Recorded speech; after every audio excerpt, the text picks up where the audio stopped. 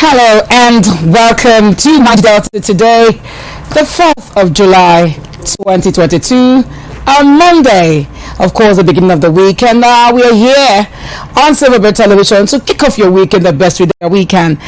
And you know, of course, this is Niger Delta Today, where we bring you the news. It's a news and current affairs program that actually unfolds to you all you need to understand that's happening in Nigeria, in the Niger Delta region, and of course Rivers State, which is the host state.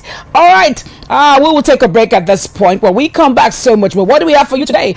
The news, of course, will bring you the headlines where we fuse it all and let you understand, analyze it, and make you understand what is happening in the polity and in governance. Today, we also have a guest with us, and we're looking at something very interesting.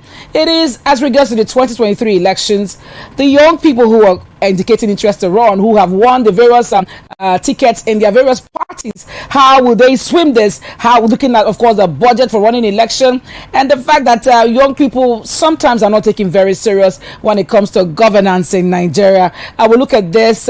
We have with us Helen Clifford. She is the ADC House of Assembly aspirant running to occupy the Andoni seat in the Rivers State House of Assembly come 2023.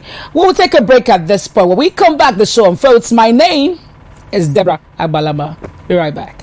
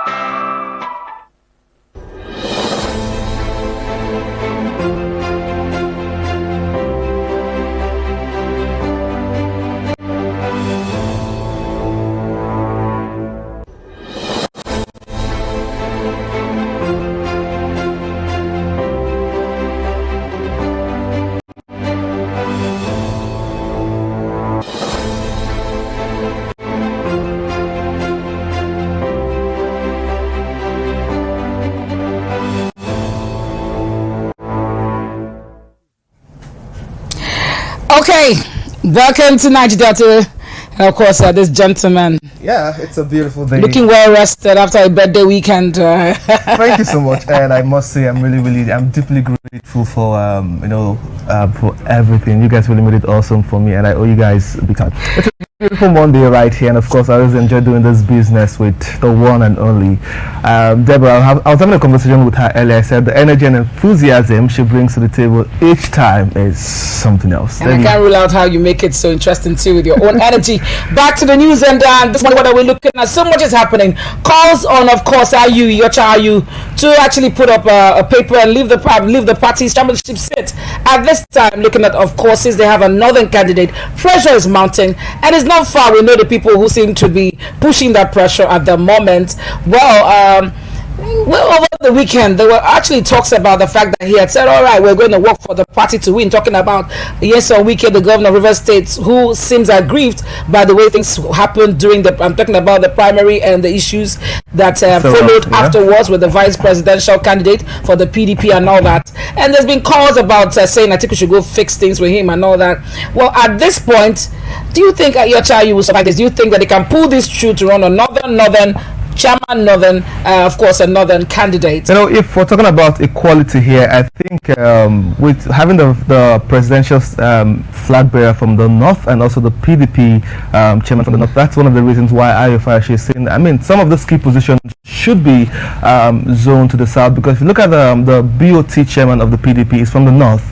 The PDP presidential flag bearer is from the north also, and they have Yosha Ayo also from the north. So all of these things put together, it kind of looks like the south is left somewhere with the key positions against the backdrop of the the People's Democratic Party right there. So if he's going to survive that, I think at the moment the fire and the pressure is so much on him, because it kind of looks like somehow in a sense he tilted towards after Tambuwa stepping down for Atiku, congratulating him, saying he's a hero. That kind of sent a signal that that somehow in a sense made it look like he tilted somewhere. So let's look at the fire which right now which he's under. If he'll survive it as it unfolds, we'll definitely get to talk about that right here. Okay, we're going straight to the papers, and we've used the papers and other major headlines, and we'll start with the Daily Independent this morning.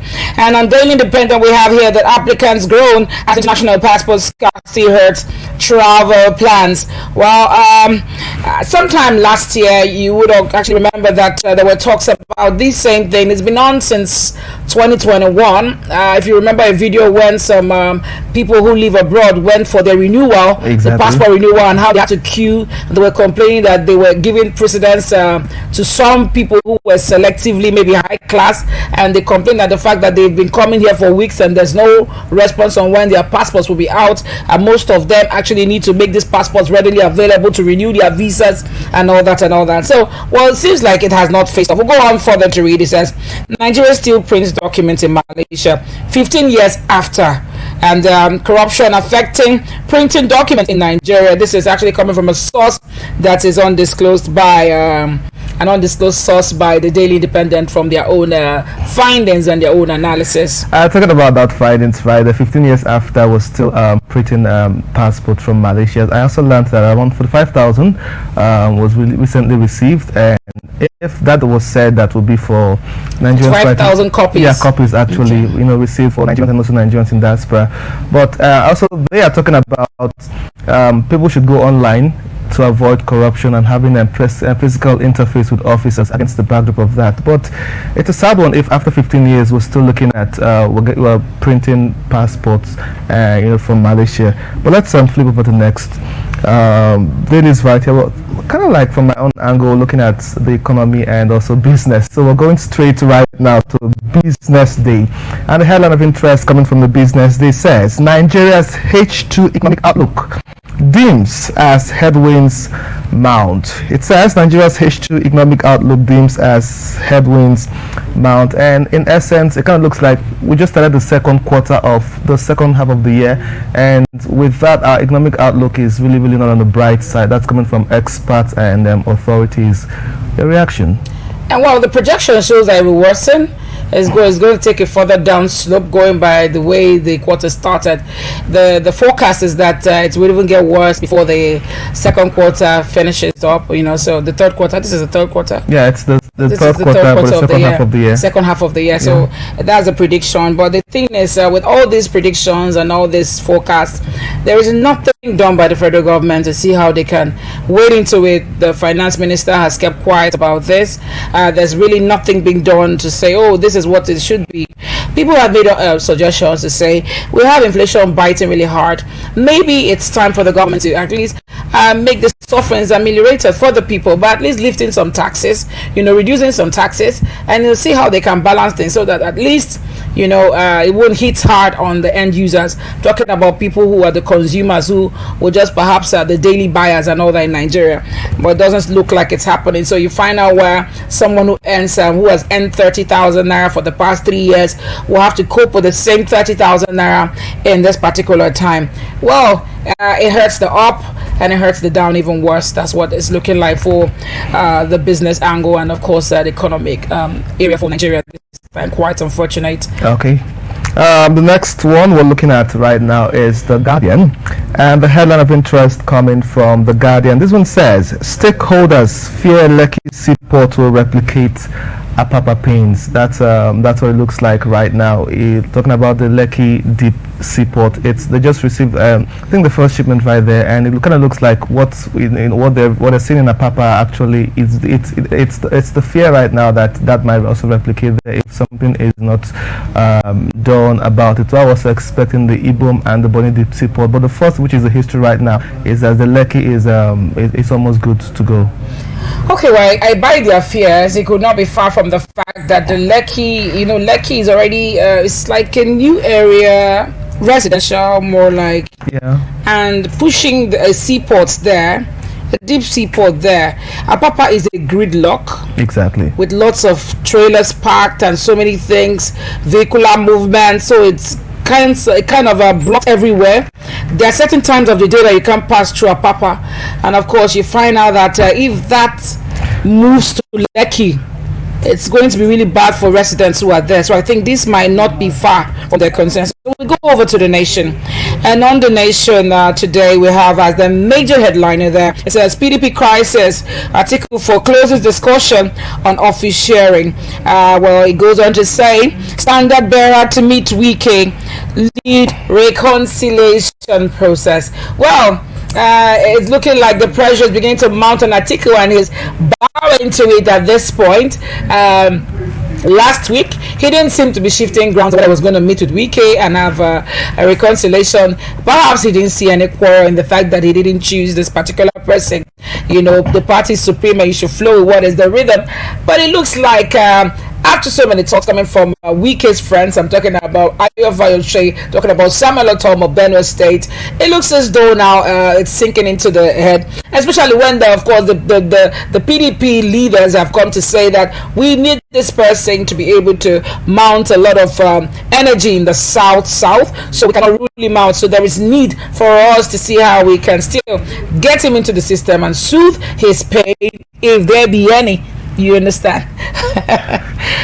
Talking about article book, and I think this is a move that should have been done a very long time ago. Though just recently we also heard that a foreign minister was sent to Dubai, rather Turkey, and to meet the governor, but somehow the governor did not pay attention, did not heed to him actually.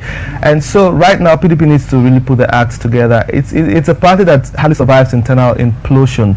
So the way things are going right now, there are fears. Yes, the governor has said he's a party man, but his body language at the moment. So it's very imperative that they're trying to pacify him to see how they can also have him like whatever it is. We can also, the party is supreme, and I think articulating this delegation is the right thing to do. But we don't know for now and for sure what happens next, if he will heed to this. Well, he hasn't said he's leading the delegation anyway. Those are just pressures and calls. Well, he hasn't said that. Yeah. I think at this juncture there's a panel that has been set up to go and forestall the required peace, or try to see if they can cajole him not to decamp, because there are fears that he might defect to another party. So that's just what it is, and that's exactly what the Punch says. PDP orders panel to beg Wike drop Okowa. Governors loyalists insist. Well, the governors loyalists have insisted that XVP prize for picking Okowa over Wike may be to lose. This one is coming from reps and other members. Rivers Governor PDP's pillar will beg him not to defect, argues BOT chairman. This is what is coming from the PDP. So it looks like Wike is actually getting the momentum he actually requires. And then it goes on to say replacing Wike with Okowa will create more crisis, says PDP chieftains. I definitely agree with that statement that says replacing Wike with Okowa would definitely raise or brew more crisis in the party, because for what it is right now, it is what it is actually. So they're going further with that. I think the way they're going about it is let's see how we can pacify him and also keep him in the party, because he's a force that you cannot ignore, and politics is a game of numbers. So definitely they also need that numbers if the battle in front of them, which is to the general election. So all hands really needs to be on deck as the front deck. We're going straight to the next headline of interest, and again this is coming from Nigerian News Direct. You can get a copy of that for yourself. It says National Assembly to convene stakeholders meeting over unresolved AMCOM debts, and AMCOM simply means Asset Management Corporation of Nigeria. National Assembly to convene stakeholders meeting over unresolved AMCOM debt. In essence, what they're trying to say right there is we have a lot of debts that are unresolved, and up till now over 5 trillion naira has still been still out there, and how can we get this money back? It's what the headline is all about.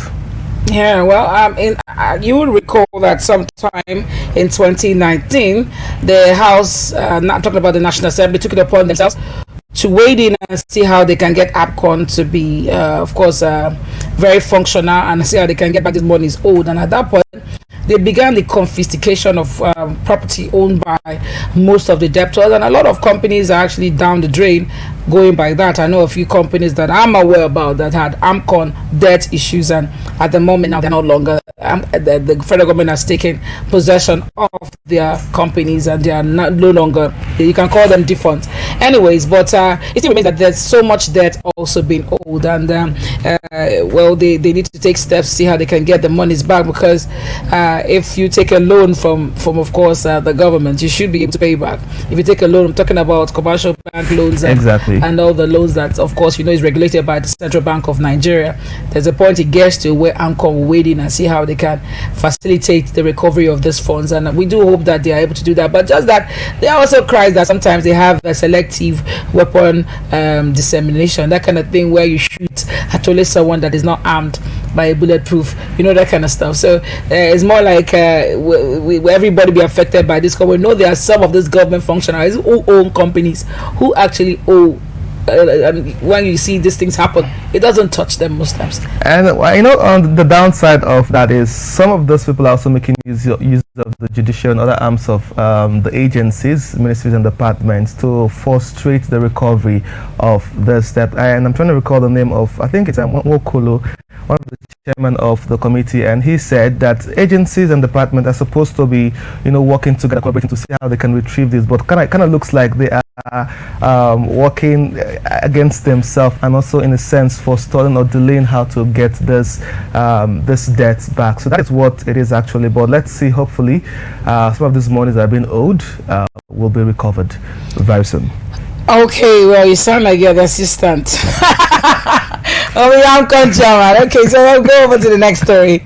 And on the next story right now, we have from this Niger, of course, the major headline as highlighted by that paper is the fact that amidst lingering PDP crisis, call for IU's firing hots up. It goes on to explain further that Article 13 PDP governors and reconciliation committee to meet Wike and resign if you can't resolve issues with Rivers, governors, Bafara tells party chair. Well, another very interesting story was when Dino Melaya, who is the Director General of the Atiku Abubakar Okowa presidential campaigns, came out last week in a very funny video to actually state part of the reasons why Atiku should be voted. And guess what he said?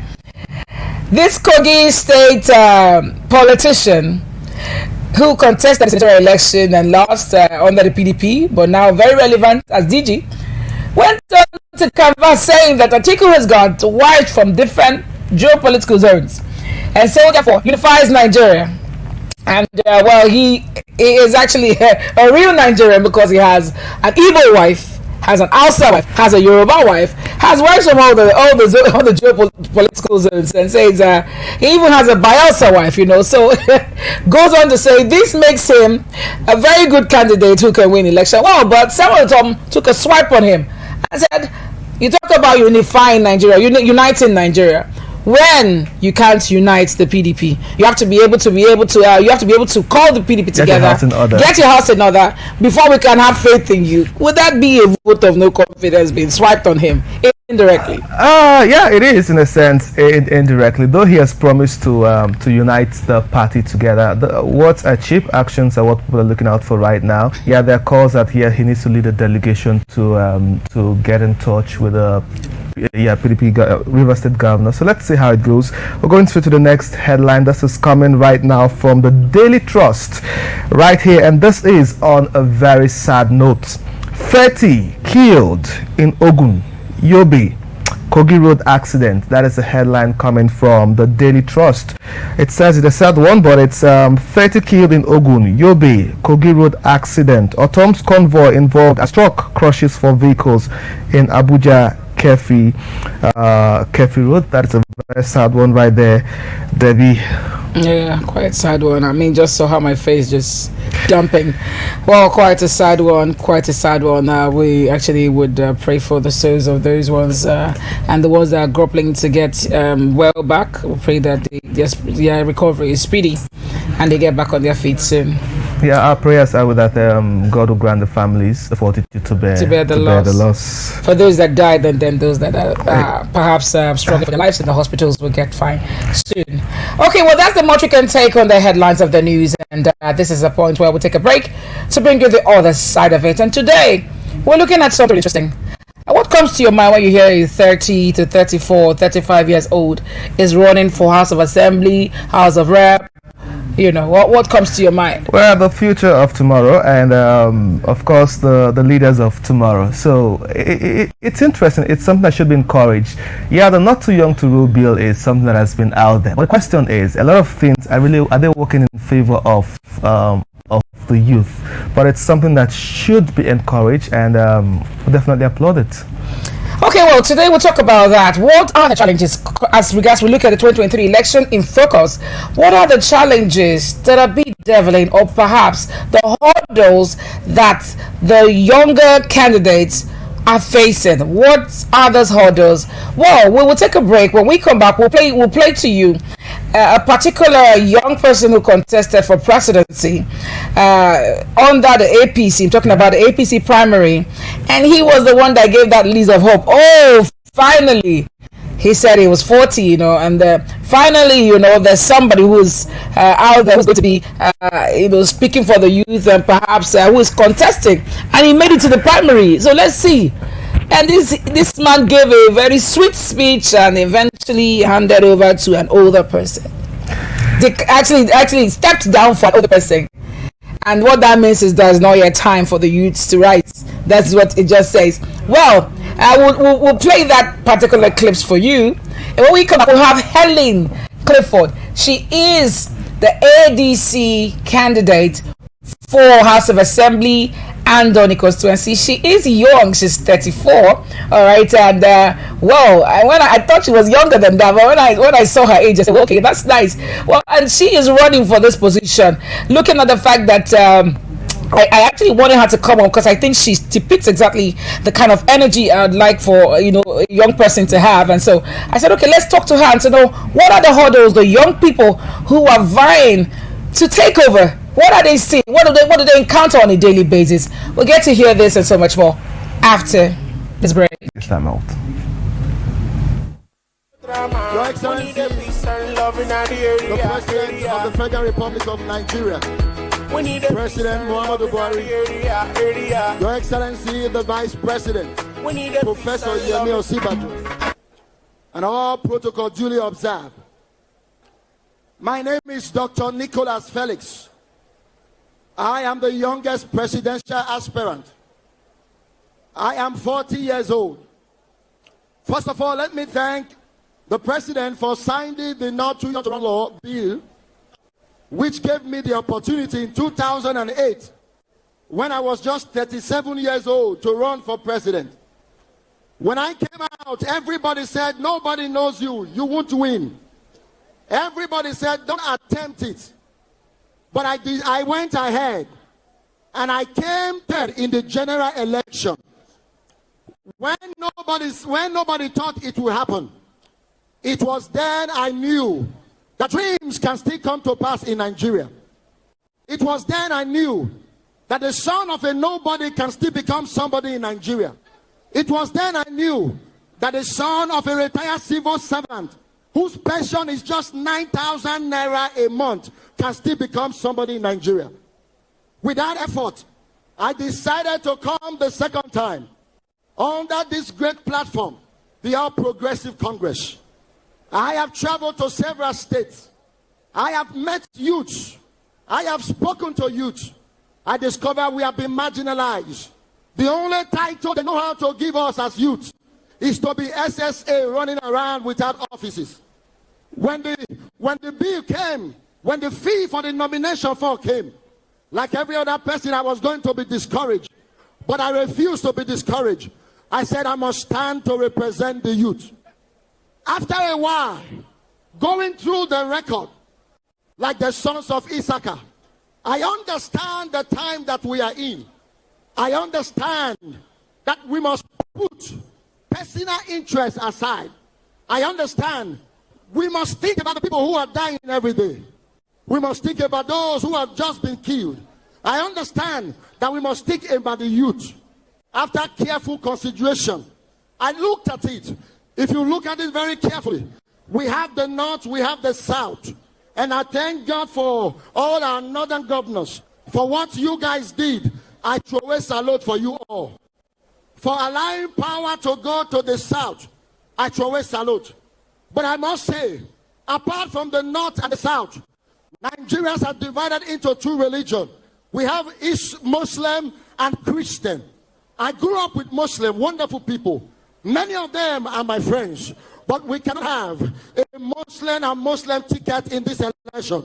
And that's why I have decided to step down and throw my full support to His Excellency, the Vice President of the Federal Republic of Nigeria, Professor Yemi Osinbajo.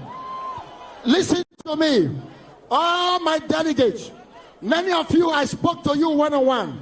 Many of you I called. Even until yesterday, I am asking if you want the youth voice to be heard in Nigeria.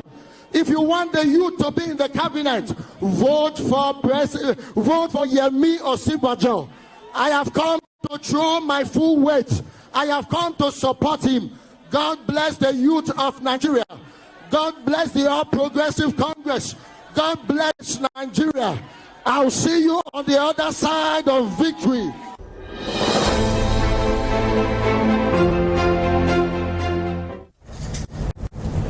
Okay, welcome back.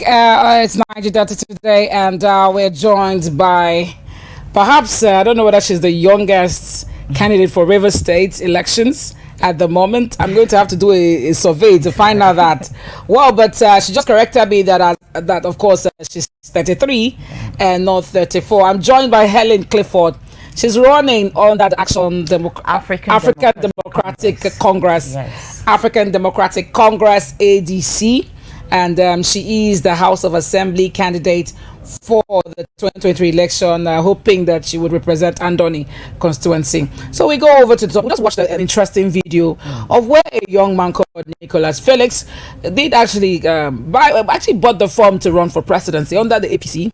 And well, because he's a young person, they gave me a concession. He bought the form at half the price, which is 50 million naira.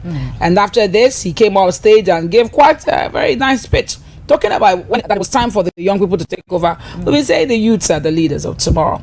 Anyways, well, so that we get it straight, according to United Nations, the youth is from 15 to 24. However, we've chosen to call this category of people we're talking about today the younger people. All right, because they actually do not meet the United Nations age range for someone that ought to be called a youth.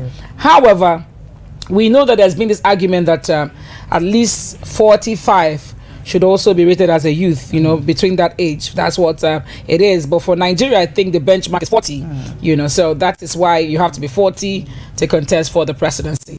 Well, we know that from of course, the amended Electoral Act, we have the age being said to be for presidency 40. You have to be 40. For House of Rep, you have to be 35. House of Assembly, you have to be 35. At least 35 from 30 to 35 for House of Assembly, which is what you're contesting for. Yeah. Tell me, what has been the reaction of people to the fact that a young person is doing this? Well, first and foremost, thank you very much for having me. My name is Right Honorable Helen Clifford, and I'm saying I'm Right Honorable because I could you could recall in 2006 I was the Right Honorable Speaker of the River State Children's Parliament. I don't know if you know about that. Okay. Yes, I was the Speaker, and hence the name Right Honorable Speaker of the River State Children's Parliament. That's ex-Children's Parliament. Well, with the help of the Not Too Young to Run bill in Nigeria, that is now an act, like what you said, the reduction age for presidency, it's now from 40 to 35, and the House of 40 and above for president, and above for president, and House of Reps 35 and above, House of Assembly 25 years, and all of that. So the age reduction is 30 years. It's 30 to 25. We have, okay, yes, okay, it's 30. It has reduced to 25. Okay. So if you're 25 years, you're, eligible to run for the member as a member House of House of Assembly. Yeah, so it's quite sad because electioneering in Nigeria currently, it's not a tea party, it's not TikTok, it's not Instagram, it's not Facebook, it's not where you just come to play. It's a serious business here in Nigeria. And looking at the young people and talking about the money earners, the salary earners, how much do they really earn in a day, in a month? How much do they really earn? Even some of the young people that do not even have jobs, based on the high unemployment rate we have currently in the country, and talking about the amount of nomination forms. There were these forms that were sold in these parties, like in my party, African Democratic Party, Congress, we had the presidential form for 25 million naira, and then that of House of Reps 2.5 million naira, and that of House of Assembly we have 700,000 naira. And for governorship, we have 12 million naira. And you can imagine where are all of this coming from? How do the youth get in? Where do they get this money, to get these forms for the nomination forms? So it's a serious issue when it comes to and the path of the youth in the country. Is a very serious issue. So it's quite sad on that note. But then again, there are still very young, intelligent, passionate young people that are ready to make a change in Nigeria, in their country and their constituents. So it's quite sad that they may not have the money to run for elections, but with the support of very well meaningful Nigerians, I think that would go a long way to help young people in coming to contest for the 2023 general incoming election. Okay, well, there are concerns aside from, we're going to go into the finances because there's a breakdown on how much campaigns can cost, and of course what INEC has kept as a benchmark for spending when it comes to electoral campaigns. But let's visit this. Aside from the fact that the monetary aspect, which of course we know, people in the range from 25 to 40 are perhaps gainfully employed, or some are grappling with the unemployment, or perhaps doing business that help them. Very few people will be found around this age to be millionaires in Nigeria. So you look at that, and then you look at the fact that aside from that, how serious do people take someone like you when you walk into a place? How do they take you? Like where you go, you're going to face counterparts that are aged, that are way higher in age than you are, and then you walk into meetings where you have to encounter them. What has been the reaction of people to your candidature in its entirety? Like what do they say when they see you, and what do you foresee that might be the problem of young people or people who were younger getting into such circle and blending well in a system where there are lots of older people in the range? Okay, currently, I think there are a few people that are very impressed when they see young people, a young person like me, especially I'm a lady, that there's this stereotype like, oh, she's a lady, and what is she doing in the political space, So, but there are quite some people that are quite encouraging. When they see me, they be like, that is good, you picked up a nomination form, oh, that's quite good, I'm impressed. I mean you have my support, so it's quite when I get to hear these things, I get encouraged. And there are other people that are in fact, some haven't even said a word yet to me.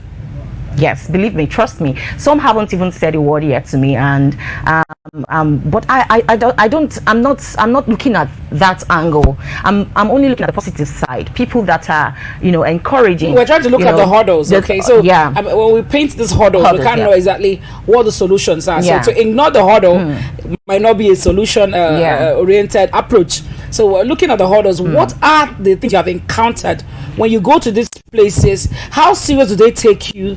Do you think that the young person has any place in the political corridor aside from followership? It's sad that the acceptance is low. It's sad that the acceptance is low. because when other counterparts, when other contestants, other candidates, especially the male folks, when they see me, they feel they make me feel intimidated. Let me put it that way. They make me feel intimidated. You know, oh, just like what I said, what's she coming here to do? That's like discrimination. You know, the kind of they say that to your hearing. No, they don't. They don't. Not like they say that's the yes. They just give me that stare, like, oh, you know. And you see lots of things going through your minds, you know, like, but just like what I said, I don't look at them. I don't look at them. I only look at the people that are ready to accept me for who I am. You know, some would even tell me, okay, I think I had someone that told me that I'm sorry you're not going to win this election. I asked him why. Why do you think so? He said we have other people running in the bigger parties, you know, that are already there, you know, that are not just young people, you know, but they are experienced. And I asked myself, when will the experience ever come? I mean, do we just sit behind and just get the experiences? We definitely get the experiences when we get into the system.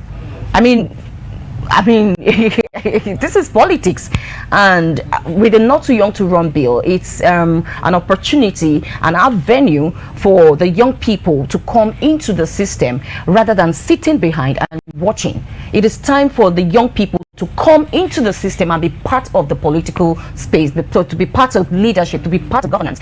So I don't for the challenges, I don't really look at that. And some of them also ask me, how do you get the money to run for your campaigns? You know, how do you get the finance to run for your campaigns? And you know, how do you get people to work for you? And I tell them, when the time comes, that definitely there would be, you know, solutions to these questions. So that's just basically one of the challenges I've been having so far. You know, the discriminatory aspect, you know, the unbelief, let me put it that way. You know, there is this sentiment around having young people coming out to contest with the elder ones, the older politicians, you know. So that's basically one of the challenges I've been having. Is it harder as a woman? And is it harder to be a woman and young in the political corridor?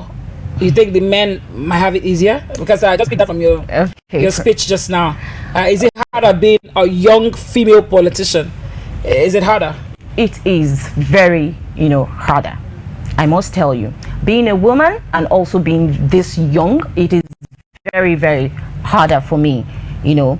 Because, like I said, the stereotype, there's this way to look at a woman in the society, you know, like we are not fit for political positions.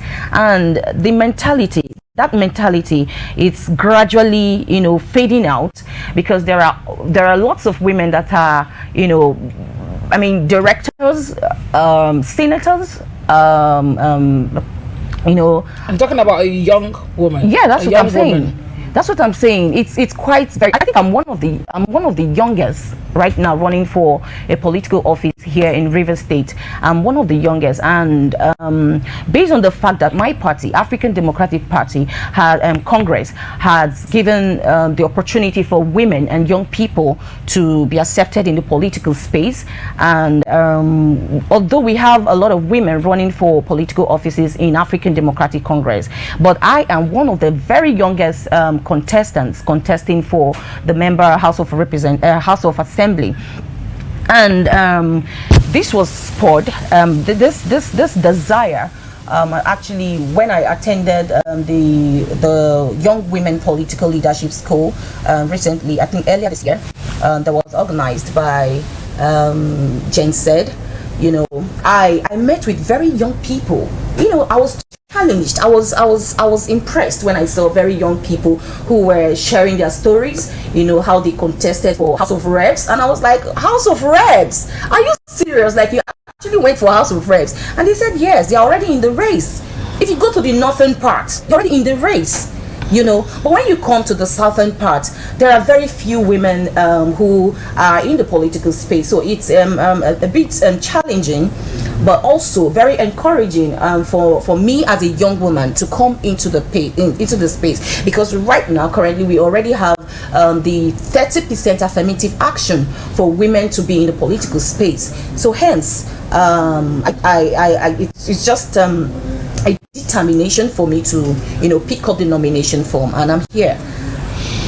Okay, we'll just quickly look at the fact that let's go to Delta State, where Okowa's daughter, who is also a very young person, won the House of Assembly seat. Okay. I know that Ibori's daughter, though she's not very young like that, also won.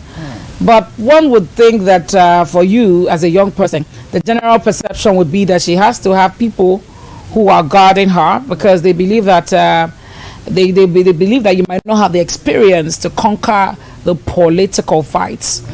So do you think that a young person requires a godfather figure, or perhaps a protector in the political corridor, to be able to stand the heat that comes to the Nigerian kind of politics? Yes, I would say it will be encouraging for a young person to have a godfather or godfathers, godmother, and all the people that are interested in his or her well-being. But I, for one, I currently do not have a godfather. Okay. I currently do not have a godmother. So I've come on my own pace to run for this elective office. But if there is any, I would definitely want to and like to have a godfather and a godmother that would put me in the right path. But it has to be right, because sometimes they say godfatherism and godmotherism brings in that's where the corruption comes in, because when a young person is very passionate and very focused, coming with the mindset, I want to make a change. Coming with that mindset, I want to build a nation. I want to help my people. I want to contribute to the leadership. I want to contribute to governance in my country, in my constituent. But when they give room for godfathers and godmothers to come in, and people, especially the old politicians that are already in the political space, you find that they start deviating from the dream. They start deviating because a lot of opinions and ideas and how do I put it, like more like action under duress, would start playing in, because they may not be able to start moving in accordance of what they came in, the reason why they came in into the political space. They would start following up another agenda, which is not their own agenda, and that's where corruption comes in. And some of them, based on the fact that they do not have the finance to run for political offices and to run to fund their campaigns, they tend to make the godfathers and godmothers, and at the end of the day, with the mindset that they need to repay, they need to be answerable to the godfathers and the godmothers, they end up leaving the assignment they are supposed to handle, and then try to please their godfathers. So these are issues we have when it comes to godfatherism and godmotherism in Nigeria politics. Okay, being as you have said it, would you now say, is it possible for a young person that's around your age that doesn't have actually that bullion van finance to run? By the way, the limit INEC gave for your election is 30 million, and we know that is just on the papers. It costs way more than that sometimes, because the political system has now, we'll talk about vote buying in the last election that happened in Osun State. You saw what played out there and all that. You saw how it happened and everything, and you saw, of course, the fact that it doesn't look like we have learned our lessons. People are still doing vote buying to this time and age where we're going through a lot in the country. Would you say that going by that, do you think it's easy for someone that is really young, or perhaps to go head on head with these people who have the bullions and also have the political capacity? What they call capacity sometimes can shock you what it means. They call structure, they call capacity. In quotes. Do you think that you stand any chance to actually make headway, because you're not in the race to just contest for election. Is that why you're here? No, not just to you're here to win, right? Pardon? You're here to win. Of course, yes, to win. Okay, Yes, so that's do you think it's possible for a young person around your age that doesn't have the godfather background, and that doesn't have the bullion van account figure, to win an election in Nigeria? It is very possible, because I believe me, 2023 is going to be very shocking. A lot of things will play in. 2023 election, general election, is going to be shocking because the narratives, the idea we had in the past, you know, it's about to unfold. It's about to change, because yes, I may not have the funds to you know, compete. I may not have the funds to, you know, run my campaigns and the rest of them. But like I said, when the time comes, with the support of very well meaningful Nigerians and people that are willing to accept changes in the country. You know, we've cried for so many years that things are not working the way we want them to work. So how do they change? How do these things change? It all boils down to understanding. The understanding comes in when we realize, we accept the fact that the youths are not, they do not have the money, the bullion van package, like you called it, and they do not have the they are not the money bags in the society, you know. But it all boils down to acceptance and understanding and readiness to make a change. If you are ready to make a change, you as a young person, as a young person voting, of course we have the highest number of voters to be the youth and women. So if we are tired of the sufferings in the country, then I think it's all about support. It's all about acceptance. It's all about understanding that yes, we are ready to make this change, even when we do not even have something, you know, anything to, like, monetary gains, you know, from the elections, you know. But we are ready to make it. At least if we try to vote in this person, you know, what would be the outcome in the next year to come? What would be the outcome? You know, if everybody should, if all voters out there should have that a mindset, you know, to make a change, I think it's all about support. It's all about understanding, not about the money. Because giving money to the voters, buying the votes, and giving money to these voters, especially the youth, the major people that these money bags politicians go to, you know, to buy their future. You know, so when they give them this money, they tend to sell their future without even knowing they are doing that. A lot of youths are unemployed in the country. The system is bad. Believe me, the system is bad. But how do we change the narrative? How do we change this corruption? How do we change it in the society? It's all about acceptance. If we all agree that this must change, we must come back to you know, gaining our rights to ourselves. If we are ready to make a change, then it's all about support, to push the youths that do not even have the money to run for this campaign, but they are ready. You know, they are very passionate about helping their people. They are very passionate. So I am saying that I am very passionate about this race. I am very passionate about this race. I am ready to make a change, especially in my community, in Andoni local government area, my constituent. I am ready to make a change, you know, to help alleviate, you know, bring out the best in my people and eradicate poverty, because poverty is one very issue in the society. But the House of Assembly, how are you going to be able to alleviate poverty with legislating? What's the legislative assembly all about? It's all about making bills that are favorable to your people. You know, of course, we have the House of Assembly have allocation that is, you know, we have constituency projects. From there, you you try to help, you know, just, I think, from the suggest to the executives and all of that. And then, you know, it's all about interest. You have to fight for your people. You have to bring in projects into your community. You know, that's what it's all about. So supporting the youths in this upcoming 2023 election. It's all that is at stake. They may not have the money to give out. They may not have the bullion van money that you talked about, but it's all about understanding and support. It's all about the money. It's not there. It's not going to be. It may not be there. But with support, contributions, donations, from well-meaningful Nigerians, and there's this GoFundMe where you get some funds to support your campaign and the rest of them. If well-meaningful Nigerians can come in to support young people, not just myself, all young candidates in the country, I think we'll achieve that change we desire.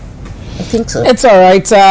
We would look at this as the time goes on to say we wish you well in your endeavor. Thank you. And perhaps I must say it's a courage for me when I came across her. She's been my Facebook friend for a while. Yeah. And then when I've actually seen most of her actions, I said, okay, wow, this is good. And we're looking around and I said, okay, well, we look at this. For me, I'm also young too. And I mean, this is courage for me. Anyways, we do hope that the youth out there get to realize that the tomorrow you talked about yesterday is now. And then you how long are you going to keep being a follower or supporter? How do you gain the experience? They say ask for job experience. How will the person gain the experience when, of course, everywhere you go they require that you have experience before you get there? Anyways, the much we can take on this segment. Thank you very much, Helen, for coming by. Thank you for having me. And we wish you well. Thank we'll take you. a break, and when we come back, of course, for a round of the show on Niger Delta today. Stay with us. I wanna go gawk yourself. Sell your vote, don't sell your future, but sell your birthright. How much self? Divide them by 4 years. How much with that?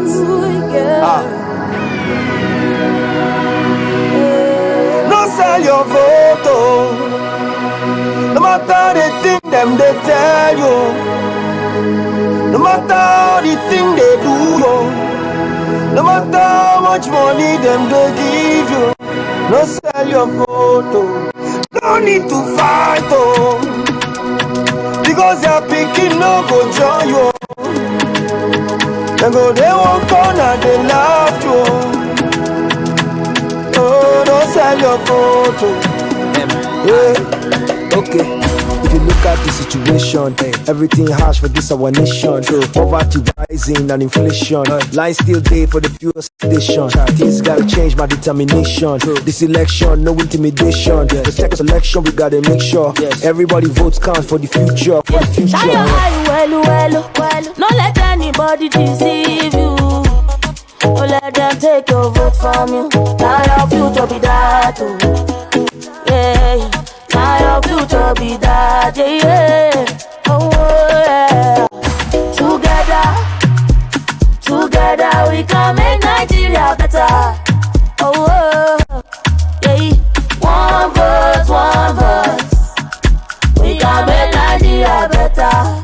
Oh, yeah. No sell your vote, no sell your vote. No matter the thing them they tell you. No matter how the thing they do you, no matter how much money them they give you, no sell your phone. Okay, Banyaka,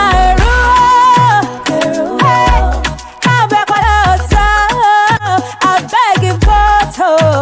Time don't come again, no. Them done they show their face, so no sell your right, oh. Now follow them fight, oh. Yeah. Over to you, so not just speak up, you yo. So ginger, don't let anybody spoil them for you. The power is in you, no sell ammo for money.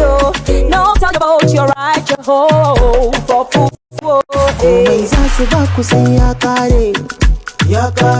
Duk wani tanadin ku sun shashare hankalin ku kar ya bace gaba ta fi bayewa. Taimaki kanki mai rayuwa da inganci. No need to fight, because your picking no go join you.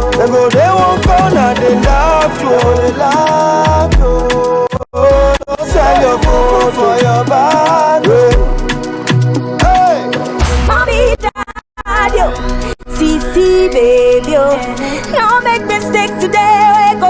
of tomorrow. Mommy, daddy, see, baby, the time don't come again to go, so make we match. Go, we go, do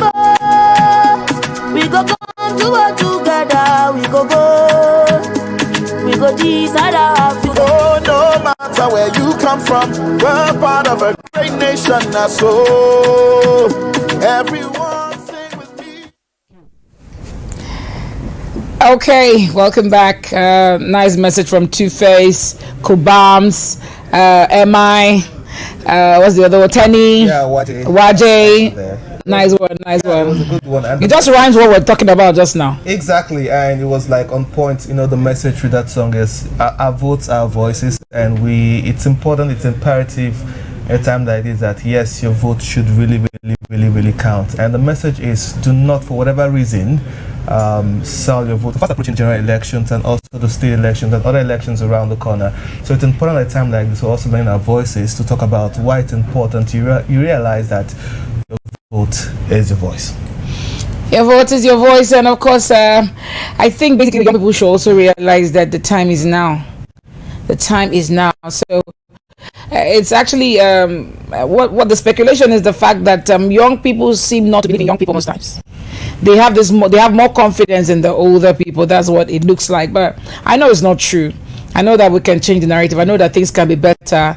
I mean, imagine if young people who contest this time win, what will happen in the next election? You see people who are coming up with the same energy, and the same, that's motivation, that the fact that, this person contested last time I won, of course, so there's a chance for me. Exactly. You might see more young people springing up, and then well, that's it. This time around, I foresee that it won't be about party. It will be about persons. It will be about knowing who you're voting, knowing the person's precedents, where their antecedents, what they've done before, what it seems like they can do with what they've done before, and what they're doing presently. Very, very important to see, to check them out and know what they've been up to before now. And of course, remember that you cannot vote without registering, so please go register. There's an old quote that says the best time to plant a tree was 20 years ago, and the second best time to plant a tree is right now. So with that, we had a beautiful conversation with our guest, the Right Honorable Helen Clifford, and it was seeing how the passion and enthusiasm she brought to the table, and talking about why it's important the youths realize that yes, they have the powers right now, and we should also front that powers out there and vie for those positions. We're qualified, we're fit to you talked about ideas and philosophies and ideals. These are some of the things that we should be encouraging right now, so people realize that yes, the youths also have what it takes to drive the country in the right direction. It's okay, the much we can take today until we come your way tomorrow on Niger Delta Today. We say to you, go out there with the energy to conquer. It's the beginning of the week. Please, no matter what happens, don't kill yourself. Don't die from within you. Live, breathe, and live. Every minute is a chance that something good might happen to you. All right. Big thanks to everybody behind the camera. Donna, we have Isaac Walker, of course, coordinating things. And of course, we have Ostyles Olise, we have Derego, we have Ojuku, we have Justice. These are people who ensure that this comes to you. Full crew. Of course, on behalf of me and this gentleman here, have yourself a beautiful week. See you tomorrow, exactly 11 a.m. right here on STV. Stay with us.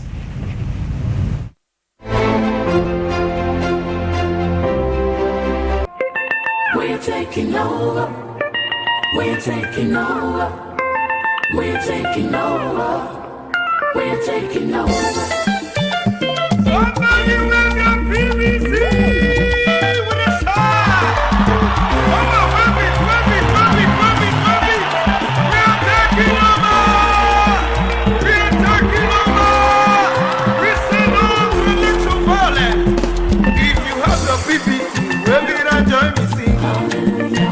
Hallelujah. Everybody join me sing. Hallelujah. Can you lift your PVC? Wave it and join me sing.